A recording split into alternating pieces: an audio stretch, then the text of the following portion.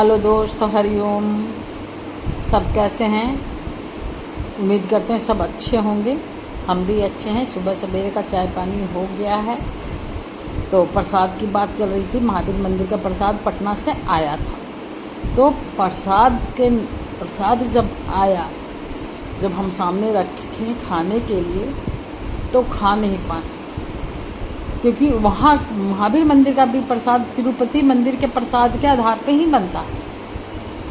बताइए, हिंदू भाई सब कहाँ गए? सनातनी भाई सब कहाँ गए?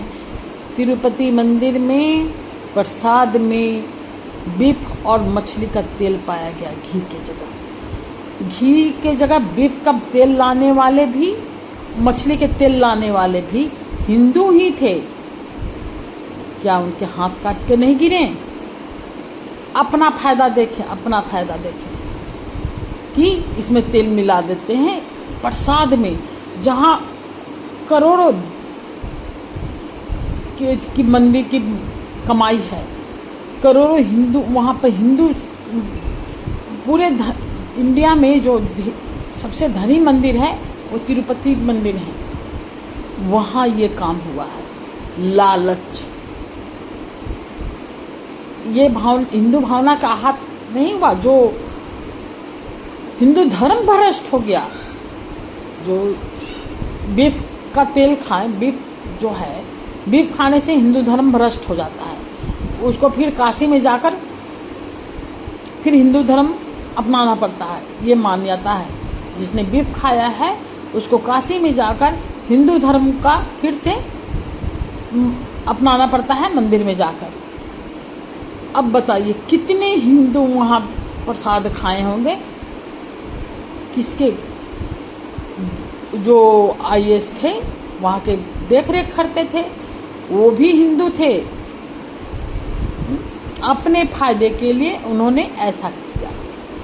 कोई हिंदू, कोई सनातनी, कोई कुछ नहीं बोल रहा है, क्योंकि मेरा ये विषय नहीं है। हम तो बोलेंगे भाई छोटे छोटे चीज़ पे, बड़े चीज़ पे तो हम बोल नहीं सकते ना भाई, मुंह सिल जाता है। मेरे दायरे में नहीं आता। तो दायरे में आता क्या है?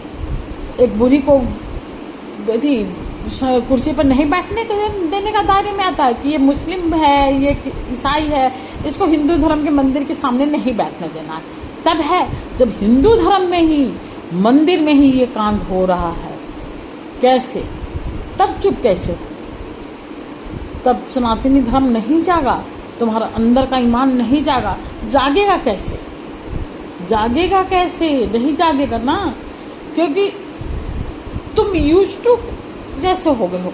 जैसे गाय का घी खाते हो, बड़ा चॉस है, वह गाय का घी खा रहे हैं, भैंस का घी खा रहे हैं, लेकिन गाय को क्या खाना दिया जाता है ये तुम जानते भी नहीं हो, क्योंकि तुमको ये जानना ही नहीं है। तुमको घी से मतलब है, गाय से मतलब है ही नहीं। गाय कटे, मरे, जिए, कोई ऐसी नहीं, क्योंकि हम सनातन धर्म से हैं। घी खाना, घी का दिया जलाना तो मेरा धर्म है, लेकिन घी कहाँ से आता है वो जानना मेरा धर्म नहीं है। वो तो मेरे साथ वो उतना ही हम पढ़े ही लिखे हैं कि मंदिर में घी का दिया जलाना चाहिए, चाहे गाय को किसी तरह रखा जाए, उसके बच्चे को मार दिया जाए, लेकिन हम तो मंदिर में घी का दिया ही जलाएंगे। क्यों जलाओगे भाई? तुम्हारा हक बनता है कि घी का दिया जलाने का? नहीं बनता।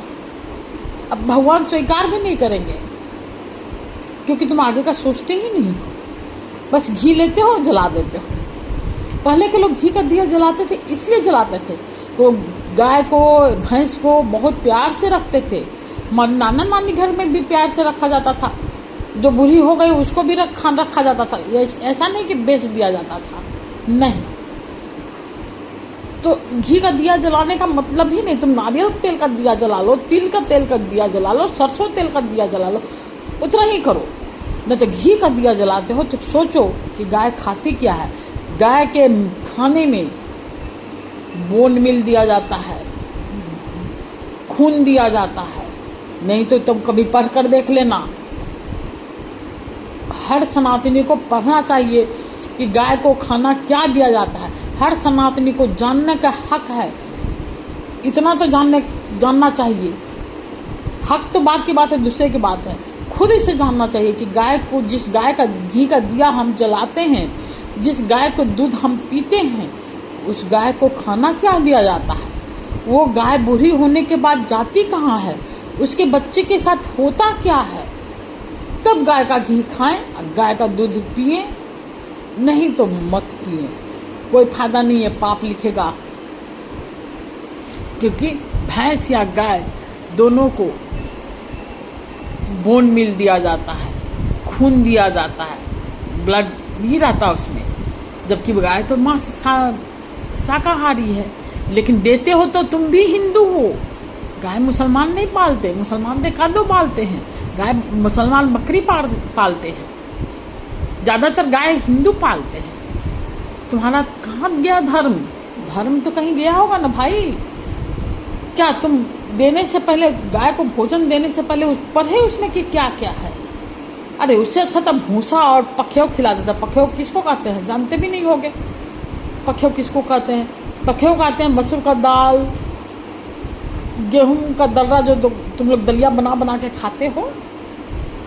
गेहूं का दर्रा, गुड़ को आग में पानी डाल के खूब पकाया जाता है, फिर दुधारू गाय को दिया जाता है, गाय या भैंस को, ताकि वो दूध बढ़े।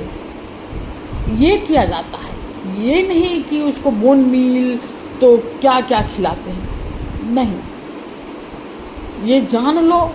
फिर तुमको दूध पीने का इच्छा करे, अगर सनातनी हो तो, अगर गाय बोन मील खाती है, खून पीती है, तब तुम दूध पियोगे तो तुम्हारी जिम्मेवारी होगी कि पशुपतिनाथ जी क्या करते। जानकारी तो हम दे दिए कि भाई गाय ये खाती है, जो दूध घी जल नहीं तो आप मंदिर में नारियल तेल का दिया जलाए, भाई वो मन कुछ भी नहीं है, मन का दिया जला कर आए वहाँ पे, जिसको मानस पूजा कहते हैं। भगवान में सबसे उत्तम पूजा, भगवान का सबसे उत्तम पूजा मानस पूजा कहा जाता है, जहाँ पे मन से दिया जलाएं, मन से प्रसाद चढ़ाएं, मिश्री और वो ना चढ़ाएं, मन से जो भी चढ़ाएंगे, मानस पूजा उसको कहते हैं। मन में ध्यान करके फूल चढ़ाएं, मन में ध्यान करके प्रसाद चढ़ाएं, मन में ध्यान करके सब चीज़ चढ़ाएं, उसको मानस पूजा कहते हैं। मानस पूजा कर लेना भाई,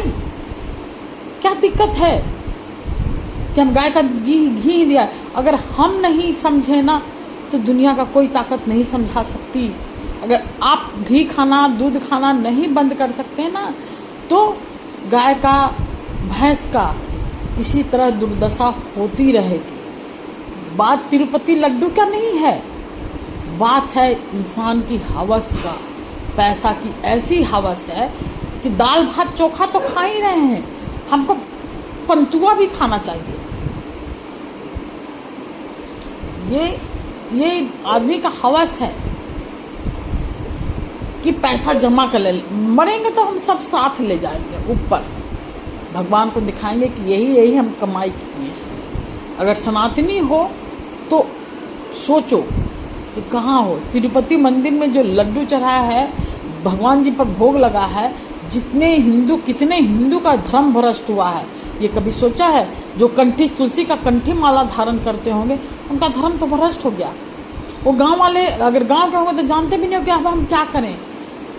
बहुत लोग तो ये भी नहीं जानते हैं कि अगर हिंदू धर्म में बीफ खाने से धर्म खत्म हो जाता है, आप हिंदू धर्म में रहें ही नहीं। बहुत लोग तो यही नहीं जानते होंगे कि काशी जाकर हम फिर हिंदू धर्म अपना लें। क्या है भाई, कहाँ जा रही है इंसानियत, कहाँ जा रही है? हम हिंदू राष्ट्र, हम ये राष्ट्र, हम वो राष्ट्र कहते हैं। नहीं, मिल बांट के रहो। लेकिन तिरुपति मंदिर में जो बीफ का तेल गया था, मछली का तेल गया था, कोई दूसरे धर्म वाले नहीं पहुंचाए थे, सनातन धर्म वाले ही पहुंचाए थे। तो सनातन धर्म में ही ऐसे ऐसे भेड़िया बैठे हुए हैं जो सनातन धर्म को नष्ट कर रहे हैं। खोजना उसको है, ये नहीं कि घी, जैसे तिरुपति मंदिर का ये हुआ, पकड़ाया, घी के सैंपल पकड़ाया, खराब है, उसको ब्लैक लिस्ट में कर दिए। नहीं भाई, सारे लोग जोर उठा के उसको कहो कि ता उम्र वो जेल में रहे, नहीं तो फांसी पड़े। कोई भी हिंदू भाई इस पे आवाज़ उठाएंगे?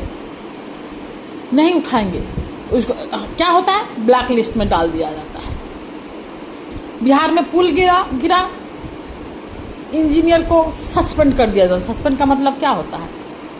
सस्पेंड का मतलब ये होता है कि उसको नौकरी से बर्खास्त नहीं किए, उसको तो हटा दिए, सस्पेंड कर दिए। जब तक ले जांच चल रही है, जांच खत्म हुई, फिर उतने दिन का जोड़ कर उसको उसको मिलेगा।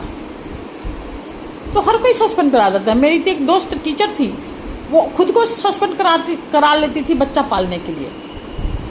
सोचिए, तो पुल टूटा था तो उसका सारा संपत्ति, जिस इंजीनियर जो ठेकेदार के अंडर में वो पुल बना था और पुल टूट गया, उस सारे इंजीनियर का संपत्ति जब्त हो जाना चाहिए था और ठेकेदार की संपत्ति जब्त होकर ताउम्र जेल भेजना चाहिए था, ताकि दोबारा कोई ये काम ना करे। लेकिन करते क्या है, ब्लैक लिस्ट में डाल देते हैं ठेकेदार को और इंजीनियर को सस्पेंड कर देते हैं। जब तक जांच चलेगी तुम सस्पेंड रहोगे। नहीं भाई, बर्खास्त कर दो, उसकी संपत्ति जब्त कर लो। हम भी इंजीनियर की बेटी हैं, हम भी इंजीनियर की बेटी हैं। मेरे पापा भी 2-3 पुल बनाए हैं। डाल्टनगंज का उत्तरी कोयल पुल, चौपारण का बक्सा डैम मेरे पापा के अंडर में बना है। आज तक वैसा ही है। और भी बना है, 2 तो हमको याद है, छोटे बच्चे थे तो हमको याद नहीं है। आज भी सही सलामत है। क्यों है? ये सब भी जानता है, सारे लोग जानते हैं कि इंजीनियर का कमीशन होता है, लेकिन उस कमीशन के, अगर वो कमीशन ना ले तो ठेकेदार गोली मार देगा। लेकिन उस कमीशन से ज़्यादा भी लोग लालच में पड़ जाते हैं और इंजीनियर और ठेकेदार के बिना कोई पुल गिर ही नहीं सकता है। अगर मजबूती से बनाए तो कोई गिर ही नहीं सकता है। तो इसमें ठेकेदार और जो इंजीनियर के अंडर में बना है उसके सारी संपत्ति जब्त हो जानी चाहिए और उसको नौकरी से बर्खास्त करनी चाहिए और उसको ताउम्र जेल डाल में रहना चाहिए, ताकि दोबारा कोई ऐसा इंजीनियर काम ना करे।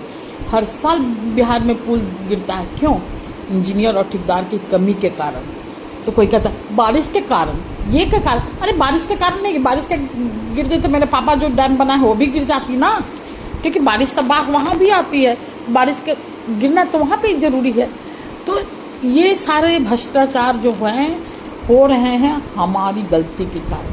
हम लोग चुप होकर 2 पैसा का नौकरी करके सुबह जाना ऑफिस, खटते खटते आना है, 2 रूम के बेड अपार्टमेंट में रहना है, लोन पे घर लेना है, ऐसी ज़िंदगी चलना, वैसे ही मर जाना है। मतलब हम लोग बिना कहे, बिना जो जॉब करते हैं इस तरह के बेचारे पेट पालने के लिए, तो कहाँ से आवाज़ उठाएं?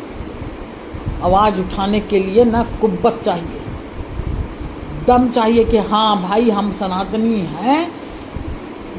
तो जय सिया राम कहने से पहले, हरे कृष्णा कहने से पहले उस हरे कृष्णा जो गाय पालते थे उनके पाले हुए बच्चे पे का संरक्षण करें, तब हम सनातनी हैं। नहीं तो सनातनी कहलाने का हमारा कोई अधिकार नहीं है। इस पर और बात करेंगे आगे दिन, मेरे अंदर बहुत भरा हुआ है। ठीक है दोस्त, हरिओम।